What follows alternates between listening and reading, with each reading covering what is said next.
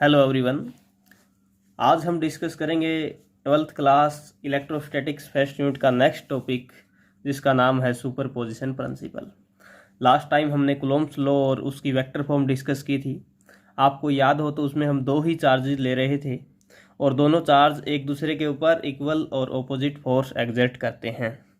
लेकिन यहाँ पर क्या है, कोई एक टेस्ट चार्ज Q1 है और इसके अराउंड में काफ़ी सारे चार्जेस रखे हुए हैं, तो वो काफ़ी सारे चार्जेस इसके ऊपर फोर्स लगाएंगे और जो नेट जो फोर्स इसके ऊपर लगेगा वो सभी फोर्सेस का वेक्टर सम होगा। इसी टॉपिक का नाम है सुपरपोजिशन प्रिंसिपल या forces among multiple charges.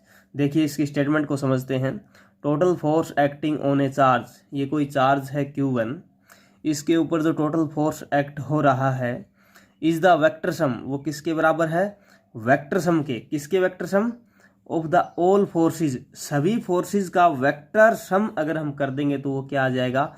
Net force आ जाएगा, टोटल फोर्स आ जाएगा इस चार्ज के ऊपर। जो नेट जो फोर्स है वो किसके बराबर होगा? सभी फोर्सेस का वेक्टर सम के बराबर होगा, जो दूसरे चार्ज जो फोर्स लगा रहे हैं उनका vector sum. Let Q1 with the test charge, ये Q1 क्या है? टेस्ट चार्ज है। Q2, Q3 and Qn are the source charge. इसके अराउंड में काफ़ी अनथ चार्ज रखे हुए हैं और उनके पोजीशन वेक्टर क्या है? R1, R2, R अनथ। इस प्रकार इनके पोजीशन वेक्टर हैं। ये कोऑर्डिनेट ज्योमेट्री की फॉर्म में हमने यहाँ पर डायग्राम के द्वारा अच्छी प्रकार से इसको दिखाया हुआ है। तो ये Q1 टेस्ट चार्ज है, इसका पोजीशन वेक्टर क्या ले लिया हमने? R1। इसके अराउंड में, इस टेस्ट चार्ज के अराउंड में सोर्स चार्ज रखे हुए हैं। ये Q2 सोर्स चार्ज है, Q3 सोर्स चार्ज, इसी प्रकार अनथ चार्ज हैं। फिर हमने एक Q अनथ चार्ज यहाँ पर दिखा दिया, सोर्स चार्ज है। ये जो Q2 चार्ज है ये Q1 टेस्ट चार्ज के ऊपर फोर्स लगाएगा और Q2 से Q1 की तरफ जाएंगे तो ये जो वेक्टर R21 इसकी डायरेक्शन को इंडिकेट करता है। इसी प्रकार ये Q3 सोर्स चार्ज है, ये भी इसके ऊपर फोर्स लगाएगा और Q3 से Q1 की तरफ जाएंगे तो ये R31 इसकी डायरेक्शन को इंडिकेट करने वाला डिस्प्लेसमेंट वेक्टर है। इसी प्रकार ये अनथ चार्ज है, Qn के द्वारा दिखाया गया है, ये भी इसके ऊपर फोर्स लगाएगा Q1 के ऊपर और Q1 से जब Q1 की तरफ जाएंगे तो Rn1 क्या है? ये वेक्टर है जो इसकी डायरेक्शन को दिखाएगा। इसी प्रकार जब ये Q2 चार्ज Q1 के ऊपर फोर्स लगाएगा तो let we assume these are positive charge हैं ये दोनों के दोनों, तो ये रिपेल करेगा। Q2 क्या करेगा? Q1 को रिपेल करेगा और इस डायरेक्शन में एक फोर्स लग जाएगा। किस डायरेक्शन में? दोनों चार्जेस को जो लाइन ज्वाइन करती है उसी लाइन के अलोंग आउटवर्ड डायरेक्शन में एक फोर्स लग जाएगा और फोर्स को किसके द्वारा लग दिया हमने? F12, force on charge 1 due to charge Q2। ठीक है। इसी प्रकार हमने Q3 के द्वारा जो फोर्स लगाया जाता है उसको भी आउटवर्ड इस प्रकार लिख दिया, force on charge Q1 due to charge Q3। इसी प्रकार हमने अनथ चार्ज के द्वारा, जिसको हमने Q1 के द्वारा लिख दिया, ये भी इसके ऊपर फोर्स लगाएगा, आउटवर्ड डायरेक्शन में इसको रिपेल करेगा और इसके फोर्स को हमने लिख दिया force on charge 1 due to another charge या फिर ड्यू टू Q1 चार्ज। तो ये सभी आउटवर्ड डायरेक्शन में फोर्स लगा रहे हैं क्योंकि ये रिपेल कर रहे हैं, क्योंकि हमने यहाँ पर क्या अज्यूम किया है कि ये चार्ज कैसे हैं? सिमिलर हैं। तो अब देखिए जो इसकी स्टेटमेंट थी, तो टोटल फोर्स जो होगा वो किसके बराबर होगा? इन सभी फोर्सेस के वेक्टर सम के बराबर हो जाएगा। तो let F12, F13 and F14 and so on F1n, ये सभी फोर्सेस हो गए जो इस चार्ज के ऊपर लग रहे हैं और ये किसके द्वारा लगाए गए हैं? Q2, Q3 और Qn। इस प्रकार अनथ चार्ज के द्वारा ये फोर्सेज लगाए गए हैं। किसके ऊपर लगाए गए हैं? Q1 चार्ज के ऊपर लगाए गए हैं। तो जो टोटल फोर्स किसके बराबर हो जाएगा? नेट फोर्स या total force is equal to F12 plus F13 and so on up to F1n। इन सभी का वेक्टर सम के बराबर टोटल फोर्स होगा। तो सबसे पहले हम किसकी वैल्यू फाइंड आउट करते हैं? F12। हमें पता है कूलॉम्स लॉ के अकॉर्डिंग फोर्स किसके बराबर होता है? K Q1 Q2 अपॉन में R स्क्वायर के बराबर होता है। तो यहाँ पर ठीक उसी प्रकार K Q1 Q2 अपॉन में R स्क्वायर किया हमने, लेकिन यहाँ पर फोर्स F12 लिया हुआ है तो इनका पोजीशन वेक्टर क्या हो जाएगा? देखो यहाँ ध्यान से, F12 ये फोर्स लग रहा है और इसका जो ये वेक्टर है जो इसकी डायरेक्शन को दिखाएगा वो कौन सा हो जाएगा, R21।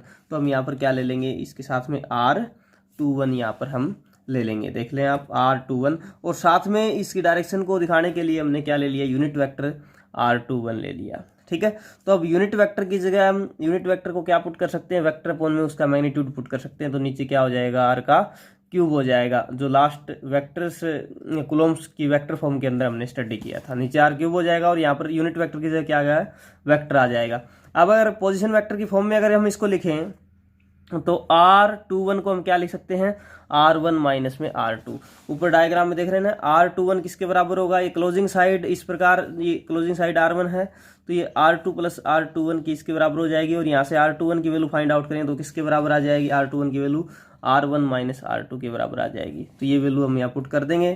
तो अब 1-2 जो फोर्स है वो किसके बराबर हो जाएगा, K Q1 अपॉन में R1 माइनस R2 का क्यूब इंटू में R1 माइनस R2 वेक्टर। तो इसमें कंफ्यूज नहीं होना है स्टूडेंट्स, आपको सिर्फ ये टर्म याद रख लेनी है इसके अंदर, या फिर इस प्रकार स्टेप बाय स्टेप भी आप इसको कर सकते हो, या फिर इस फॉर्म में भी आप इसको कर सकते हो। ठीक है, गलत नहीं होगा। अगर इस फॉर्म में आपने करके छोड़ दिया तब भी गलत नहीं होगा, इस फॉर्म में कर दोगे तब भी गलत नहीं होगा, और इस फॉर्म में किसी भी फॉर्म में कर सकते हो।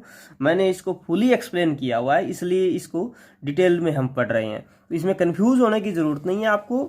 तो अब 1-2 किसके बराबर आ गया, K Q2।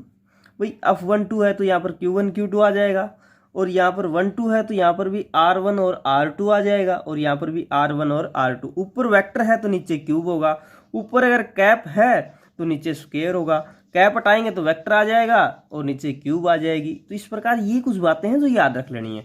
तो अब 1-2 फोर्स निकाल लिया हमने, अब क्या निकाल लेंगे, अब 1-3 निकाल लेंगे, फिर अब 1n निकाल लेंगे हम। तो अब 1-3 किसके बराबर आ जाएगा, सिमिलरली इसी प्रकार K Q3। यहाँ पर देखो चार्ज क्या आ गया, अब Q3 आ गया। Q1 तो प्रत्येक में Q1 रहेगा क्योंकि Q1 के ऊपर तो फोर्स लगाया जा रहा है, ऊपर वाले में Q2 के द्वारा लगाया जाता था, अब Q3 लगाएगा इसके ऊपर फोर्स। तो अब इसमें क्या आ गया, Q1 Q3, और अपॉन में क्या आ जाएगा, R1 माइनस में R3, और इसी प्रकार R1 माइनस में R3। यहाँ पर नीचे क्यूब हो जाएगा, ऊपर वेक्टर हो जाएगा।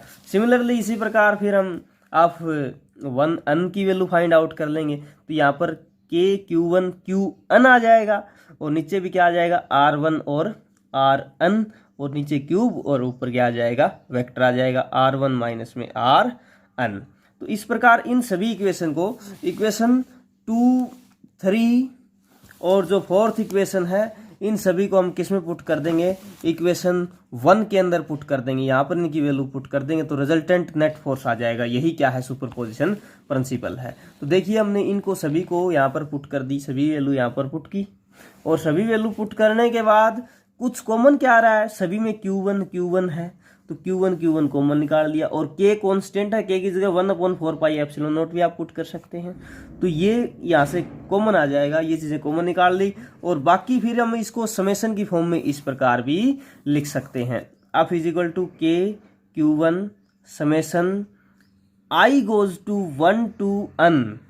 और यहाँ पर देखो Q की जगह Q वेरी कर रहा है, Q2 Q3 इसी प्रकार Qn तक जा रहा है। तो यहाँ पर हम इसको शॉर्ट में इस प्रकार भी हम इसको लिख सकते हैं, या R1 सभी में R1 है, लेकिन यहाँ पर R2 आ गया, R3 आ गया और Rn आ गया। तो R की वैल्यू इंक्रीज हो रही है, तो यहाँ पर R की जगह क्या कर देंगे, I कर देंगे। ठीक इसी प्रकार नीचे भी R1 माइनस R2 है, यहाँ पर R1 माइनस R3 है, यहाँ पर R1 माइनस Rn है।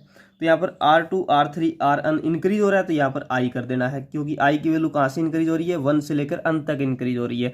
तो सभी का समेशन को, सभी के एडिशन को, समेशन को डिनोट करने का साइन है। तो इस प्रकार शॉर्ट में आप लिख सकते हैं।